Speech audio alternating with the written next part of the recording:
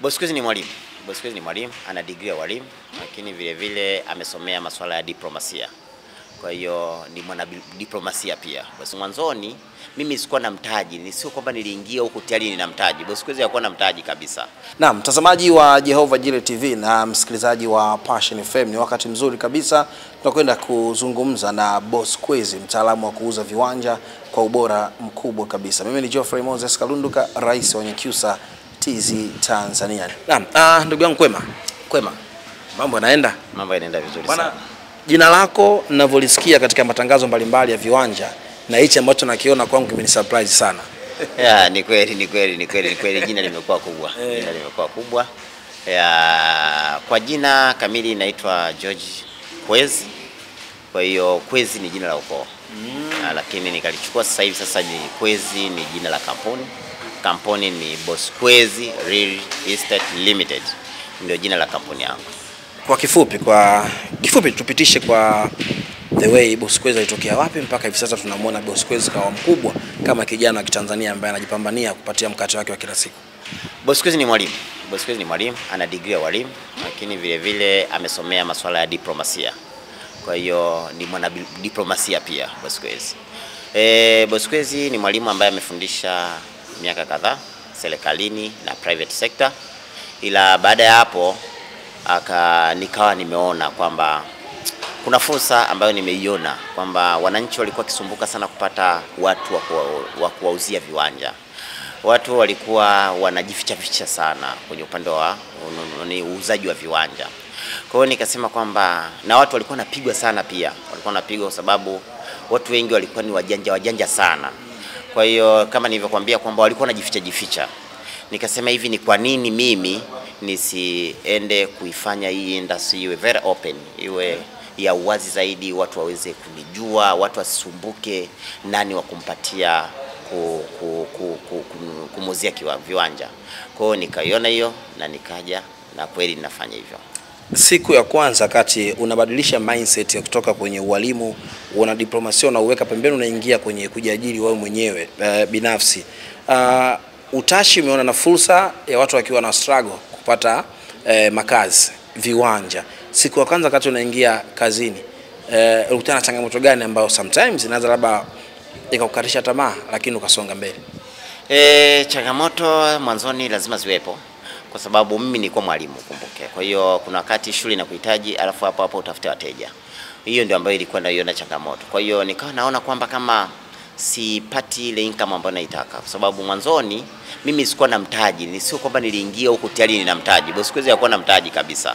Nilikuwa nina zero kabisa mtaji. Lakini nikawa nawapelekea kampuni. Kuna kampuni ambayo nilikuwa nawajua na ni rafiki zangu.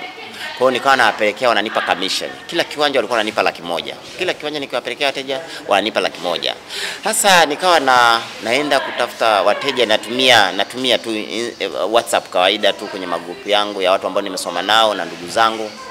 Wanaenda wananunua, napata laki. Nikaanza kujiuliza, hivi hawa jamaa kama wananipa laki, wenyewe wanapata shilingi ngapi kwa kiwanja kimoja? Kwa hiyo ile ni click katika mind yangu kwamba hii biashara ni nzuri. Hii biashara ni nzuri. Hasa kwa nini nisijaribu kuingia kwenye hii biashara? Hiyo ndio ambapo nikaanza kufikiria sasa. Ukumbuke wakati huo nilikuwa nimeajiriwa, na ukiwa umeajiriwa unakuwa umekabwa sana katika muda. Nikaona kwamba kwa nini sitengeneze shule yangu? Nilitengeneza shule ya nursery, shule kidogo tu cha nursery, kwamba at least kinipe income ndogo ili hii pesa ambayo napeleka hapa napata viwanja niweze kuiona. La sivyo nilikuwa sioni. Kwa hiyo nikaamua nitoke kule, moja kwamba nitapata muda wa kuweza kutafuta wateja, 2 nitapata ka income fulani. Kwa hiyo nikatoka kwenye kuajiriwa nikaenda kwenye kujiajiri kwa kutengeneza shule ya nursery. Kwa hiyo nikawa nafundisha pale Tegeta. Wakati nikawa nafundisha nikawa natafuta pia wateja, nikawa naanza kuweka speaker, ambapo nilikuwa na speaker pale Mbezi Beach. Speaker yangu ya kwanza kabisa ilikuwa ni Mbezi Beach shule pale. Mimi mwenyewe naenda naweka afu naanza kusubiria wateja. Na kweli wateja wakawa wananipigia, wanakuja na wapelekea, napata 100,000 kila kiwanja. Mteja akifika anaweza akapenda viwanja 4 napata 400,000. Kwa kweli ndio ilikuwa starting yangu. Na Mungu akabariki na milango kafunguka. ya na Mungu akabariki, lakini vile vile ni kwamba wakati nikiwa nafanya hivyo vile vile nilikuwa natafuta watu wa kuungana nao. Sio rahisi kuwa independent mwanzoni, yani kwamba nijitegemee mwanzoni haikuwa rahisi. Kwa hiyo nilikuwa najitahidi sana kuconvince watu ili tuweze kuungana nao. Nilikuwa nawaambia kwamba hii biashara tukiamua kuifanya kikampuni itafanya vizuri, kwa sababu hatutajificha tena, tutakuwa wazi. Kwa hiyo nilimpata mtu wa kuungana naye, nilipata watu watatu wa kuungana naye. Kwanza nilipata mmoja akatafuta wawili, kwa hiyo tukawa wanne. Tukatengeneza kampuni ilikuwa inaitwa GEFC Real Estate Limited, ndio kampuni yetu ya kwanza, watu wanne. Tulivyoungana kwa watu wanne, tukaanza kununua maeneo. Sasa hapo ndo naanza kuwa director kutoka kwenye udalali. Udalali nilikuwa napelekea watu wateja, lakini sasa naenda na kuwa mimi kama director. Kwa hiyo madirector tulikuwa wanne, na kweli tulianzia Kiluvya, ndio starting point kabisa. Tulianzia Kiluvya na tukaanza kufanya vizuri kwa kweli. Tunafahamu unafanya biashara ya viwanja, na kuna baadhi wengine wanakuwa wana wasiwasi kwamba labda kuna utapeli, kuna hivi.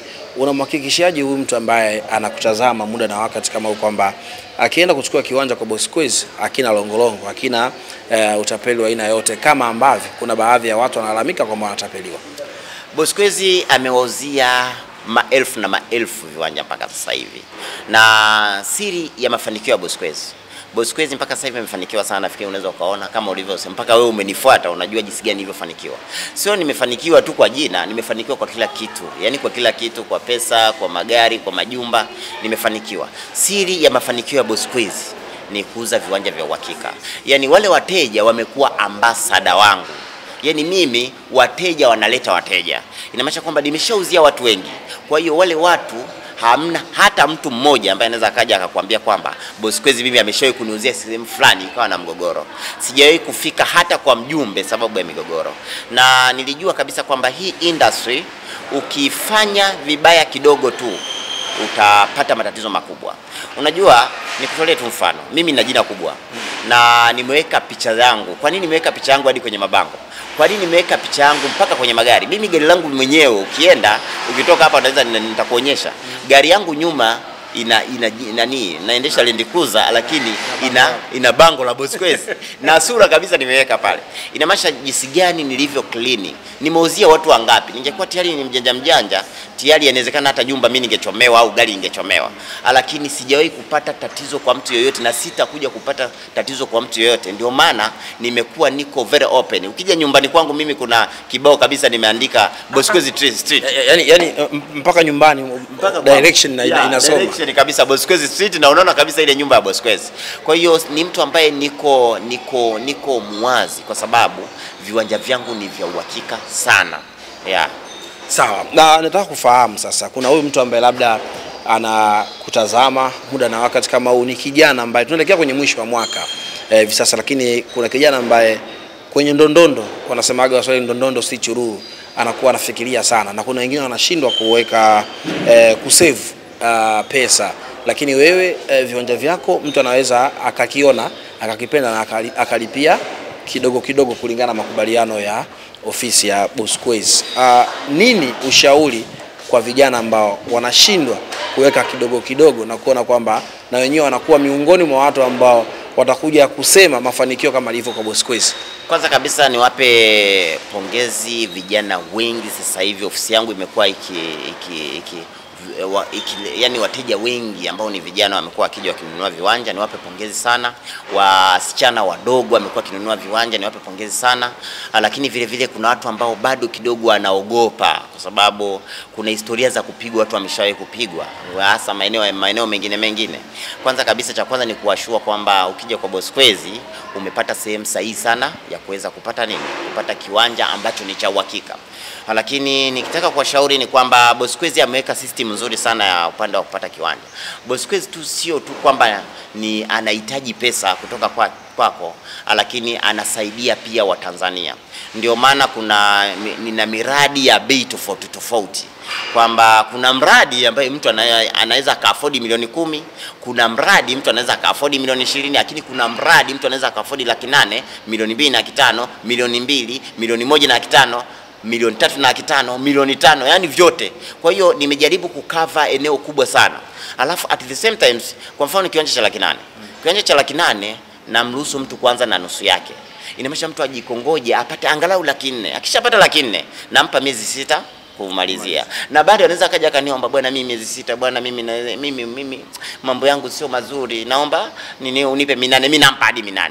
Bado naweza, kuna wengine mpaka tunakaa kabisa tunaelewana, bwana hapa mimi hata 10 sometimes natoa. Ingawaje huwa napenda sana niishie miezi 8 kwa sababu isiwe long sana.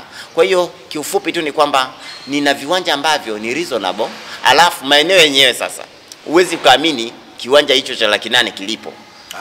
Bosquez. Yani kuniambia kiwanja cha 800 kipo karibu kabisa na makazi ya watu. Karibu kabisa na makazi ya watu. Kiko karibu kabisa na masuala ya maji na umeme. Ambapo sio kwamba nitakupeleka Chalinze huko ndani au Mlandizi huko ndani. Wewe kwa mfano, nina viwanja viko Vikindu pale. Ukiviangalia unaweza kusema hivi ni kweli hivi vya 800, njoo vitembelee viwanja vyangu. Nina viwanja vya milioni 1.5 viko Kibapi cha ndege. Ni vizuri sana. Kibapi cha ndege. Unaingia ndani tu mkono wa kushoto kidogo, umeingia kwenye eneo lako. Ukienda sehemu unasema this is real, ni plots. Sikija kupeleka mbali Mlandizi ndani huko. Mimi kidogo sijafika huko. Ingaje nataka nikifika kule mimi nitakupa vya 300. Maana mimi huwa napenda wapate yani viwanja, napenda wapate. Kwa hiyo nataka niingie kule na nafikiri wiki 2-3 nitaingia Chalinze na Mlandizi. Lakini utaona kwa mantiki hiyo unawaambia wakazi wa Mlandizi, wakazi wa Chalinze wakae Mkawakula. Bosquez anawafikia. Anakuja. Bosquez anakuja na sio tu wa huko. Sema hivi, mimi wateja wangu wengi wanatoka huku town. Kwa hiyo wale wote wa mjini, sio tu Chalinze, wale wote wa mjini wakae Mkawakula. Nitatoa viwanja in a very good price. Kwamba nitahakikisha kwamba nimepata viwanja vya 300 ambavyo ile sehemu lazima iwe na maji na umeme na watu. Yani this is my principle. Kwa hiyo 300, 500 watacheza hapo. Tuseme tu sasa hivi Bosquez anahudumia jamii. Sio kwamba unatengeneza faida. Kabisa.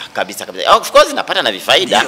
Unajua kwa bei hiyo, kwa mfano sehemu kama Chalinze, maeneo yao ni bei nzuri. Na mimi kutokana na jina langu kubwa, watu wenye matatizo wengi wananipigia simu. Kwa hiyo wananipa kwa bei nzuri sana. Na ni wa ukweli kabisa kutokana na jina kubwa. Kwa hiyo mtu akipata tu shida, huko nimetangaziwa sana, bado tusijaingia, lakini nimetangaziwa in a very good price. Ndio maana nakwambia kwamba nitapata faida na bado watapata faida, watapata kwa bei rahisi. Yani ni kwa sababu mimi ukipata matatizo kuniuzia mimi eneo, kuna wakati mimi nakupa bei ndogo kwa faida pia ya kuwapa wananchi wangu. Kwa hiyo pale napata 200 na hapo na wewe unapata kwa bei nzuri. Sawa, tunaelekea mwisho wa mwaka. Leo ni tarehe 10 mwezi wa 11, ndio tunaelekea mwezi Disemba. Unawaasa nini vijana ambao bado hawajathubutu katika swala zima la kuinvest katika ardhi? Kwa sababu tunasema hivyo kwa sababu nazungumza na mtu pase na mtu muhusika kabisa ambaye anadili na masuala mazima ya ardhi. Bosquez, nini wito wako kwa vijana kuona kwamba siku nyingine wanatoka na Bosquez kama wewe wawili watatu kwa miaka mingine? Kabisa. Kuna wateja ninao ambao wameshapanga, wamesema natembea na Bosquez. Yani kila mradi wanatembea na mimi. Wapo na lengo lao ni moja, kwamba wanachukua kiwanja, wananunua viwanja tu sasa hivi. Wananunua viwanja alafu baadaye waje wauze. Na wanaweza wakaja wakaingia kwenye hii biashara. Kwanza kabisa mimi sio mchoyo wa hii biashara. Niko hivyo. Sio mchoro wa hii biashara. Kwa mtu ambaye anapenda, anakuja kwa Bosquez, anataka kujifunza jinsi ya kuifanya hii biashara. Mimi si mchoyo kabisa. Nampa njia zangu zote. Namkaribisha. Kwa hiyo kwa watu ambao wanahitaji kuinvest katika ardhi, hamna mtu ambaye hajui kwamba umuhimu wa ardhi. Mimi huwa nasema ni kujitoa tu ufahamu kidogo, lakini kiujumla ni kwamba kila mtu anajua kwamba ukichukua ardhi inapanda thamani day after day. Yani day after day. Sasa kwa nini usije kwa Bosquez ukajichukulia maeneo? Njoo ujichukulie maeneo. Unajua kuna wakati watu wanajiogopa kwamba mimi sina uwezo wa kununua eneo. Yani yeye mwenyewe anajiandafia. Yani yeye mwenyewe anajiogopa. Yani kwamba anafikiri kwamba labda ili ununue eneo lazima uwe na milioni 30, uwe na milioni 40, uwe na milioni 10. Sio hivyo. Hebu njoo utembelea ofisi. Mimi na ofisi 5. Tembelea ofisi yangu yoyote. Tembelea ofisi yangu yoyote. Tabata ipo. nina ofisi Kinyerezi. Kinyerezi pale, nina ofisi Mbezi kabisa. Nina ofisi Mbezi, nina ofisi Bunjubi, nina ofisi Kongoe, nina ofisi Kibaha, stendi kuu ya mabasi hapa jengo la shopping mall. Kwa hiyo nina ofisi nyingi. Hebu nenda ukajaribu au piga simu zile. Mabango yale, kuna wakati mimi huwa nasema kwamba vijana watakuja kujilaumu. Watakuja kujilaumu kwamba labda sipo hapa duniani mimi Bosquez. Lakini watakuja kuhadithia watoto wao au wajukuu wako kwamba mimi nilifanya ujinga fulani, sikuweza kwenda na Bosquez. Bosquez alikuwa anatangaza matangazo kila sehemu, lakini kafumba macho. Leo nahangaika kununua kiwanja, labda Bosquez hayupo. Kwa hiyo wakiona mabango ya Bosquez, hebu achukue namba zile, wazipige waweze kujua miradi yangu, waje watembelee, wajichukulie viwanja. Neno la mwisho kwa watazamaji na wasikilizaji kusikia kutoka kwako. Kwanza kabisa watazamaji, mimi nina fursa moja. Huwa nina fursa moja, nafikiri waga wanaiona kwenye mabango. Ukiniletea mteja nakupa 50,000 kwa kila kiwanja. Kila kiwanja. Yaani kwamba mteja, kwa mfano umepata tu mtu alafu anataka viwanja 4. Jua una 200,000 yako unaondoka nayo. Na ni on the spot. Akilipa tu nusu, mimi nakupa muda huo huo. Sio kwamba utaenda kwamba nitakwambia kwamba mpaka amalize. Ni akilipa nusu tu muda huo unatakiwa uondoke na hela yako. Kwa hiyo pia ni fursa. Lakini vile vile watazamaji, msiogope kununua viwanja. Hebu njoni kwa Bosquez. Njoni kwa Bosquez mzichukue. Yaani mimi huwa nasema kitu kimoja. Kitu cha kwanza kabisa kuepuka mgogoro ni kumpata mtu sahihi wa kukuzia kiwanja. Hicho ndio cha kwanza. Yaani mtu sahihi wa kukuzia, ukimpata tu wa tofauti tayari unaanza kuingiza kwenye matatizo. Hiyo cha kwanza kabisa ni kumpata mtu sahihi. Kwa hiyo na mtu sahihi mnaye ambaye ni Bosquez, hebu njoo utembee. Mimi wanawaambia hivi, ukitaka kwa mfano kama unaogopa na kuruhusu, nenda ofisi yangu yoyote, waambie hivi, mimi nimeamua kuja hapa. Nimeamua kuja kwa Bosquez hapa kukaa niweze kumstadi, na kuruhusu kukaa siku nzima unakaa. Ili mradi uone kama kuna mgogoro wowote usinunue kiwanja kwangu. Sasa. Umenielewa? Yaani unakuja unakaa tu yani. Ukisikia mtu yote kaja na malalamiko yoyote ya kuhusiana na kiwanja, kuhusiana na Bosquez, acha kununua kiwanja na haitakuja kutokea. Ndio maana nakwambia kwamba namruhusu ofisi yao, njoo kae uone watu wanavyopata huduma. Siku ya kwanza, siku ya pili, then uweze clear. Napenda kuwa clear doubt ambao wanayo kichwani mwao ili waweze kujichukulia maeneo. Kuna mtu mwingine anaweza akahitaji moja kabisa, anaweza akahitaji miradi ya Bosquez. Kuna mwingine anakuwa ajui miradi ya Bosquez iko wapi. Miradi ya Bosquez naomba nikueleze yote. Nina viwanja Kiluvya, nina viwanja Kibapi cha ndege. Ukisema Kiluvya manake ukanda wa Kiluvya wote huo. Nina miradi mitatu kule. Sawa. Nina Kibapi cha ndege ambako miradi ya Kiluvya cost yake zinakuaje kuaje? Kiluvya vinaanzia milioni 2.5 kwa sasa mpaka milioni 10. Kama nilivyosema, inategemea na urefu kutoka Morogoro Road. Kwa hiyo ninavyo na Morogoro Road mpaka kwenye project zako ni kilomita ngapi? Kuna kilomita 6, kuna kilomita 3. Sawa. Kilomita 3 ndio milioni 10 inaweza kuwa. Milioni 6 mpaka 10. Milioni 6 mpaka 10. Kidogo kamesimama kwa kweli. Kwa distance kidogo, lakini hajachangamka sana. So mbaya, twende. Alafu pia ninavyo picha ndege. Unafika picha ndege unaingia ndani. Ninavyo kuna kilomita 3, milioni 5 mpaka milioni 2.5. Picha ndege. Milioni 3 milioni 5 mpaka milioni 2.5. Yaani milioni 2.5 mpaka milioni 5. Picha ndege hii ya kupita kama unaenda magereza. Yes, kabisa. Unapajua kabisa. Kwa hiyo kuna sofu na kuna sehemu inaitwa Mpiji Station, nina miradi kule. Lakini vile vile ninavyo Kibako Matias ninavyo kilomita 3 na kilomita 4. Kwa hiyo ninavyo viwanja vya milioni 2.5 mpaka milioni 5 tena kule. Lakini vile vile ninavyo Bagamoyo ninavyo Kerege pamoja na Kilomo. Bagamoyo Kilomo ni kilomita 3 ambapo milioni 1.5 mpaka milioni 2 unajipatia pale eneo. Lakini Kerege ninavyo vinaanzia milioni 5 mpaka milioni 6 pale Kerege. Alafu vile vile ninavyo Kigamboni sehemu inaitwa Mwasonga ninavyo vinaanzia milioni 2.5 mpaka milioni 3.5. Alafu nikitoka pale nina Buyuni pia. Na Buyuni sehemu inaitwa Buyuni pia ni Kigamboni ambapo ina range hivyo milioni 2.5 mpaka milioni. Hapo unazungumzia kwenye usawa wa bahari unajua? Yani kilomita 1 kutoka baharini kwa wale wanaopenda bahari. Nafikiri wanapenda bahari kidogo. Alafu vile vile ninavyo Vikindu Vikindu ninavyo vinaanzia 800,000 mpaka milioni mpaka milioni 2.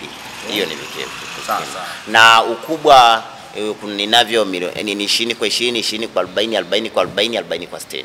Sawa, kijana wa Kitanzania, baba, mama, kaka, umesikia fursa. Maana ni fursa. Ukimtafuta dalali akakupeleka utasikia milioni 10, milioni 20, 15, lakini kijana wa Kitanzania ameamua kutoa huduma Bosquez, mambo yanakuwa mazuri kabisa. Una cha kuongeza? Kuna wanaweza wakahitaji pia namba.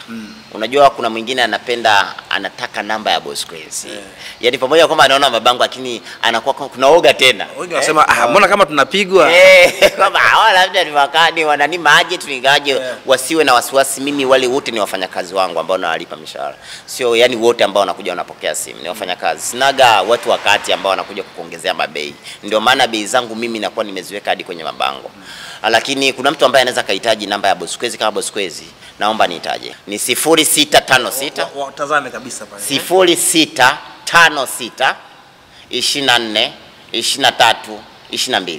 Narudia. Namba ya Bosquez mwenyewe ukitaka kukutana naye yeye kama yeye. 0656 24 23 22. Karibu. Sawa.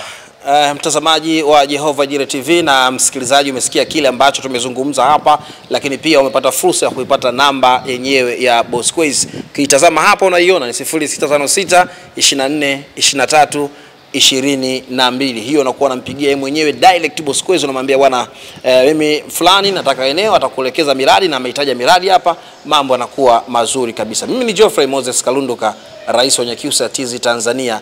Januari na mimi inabidi nipate kiwanja kutoka kwa Bosquez, mambo yawe mazuri kabisa. Bye bye.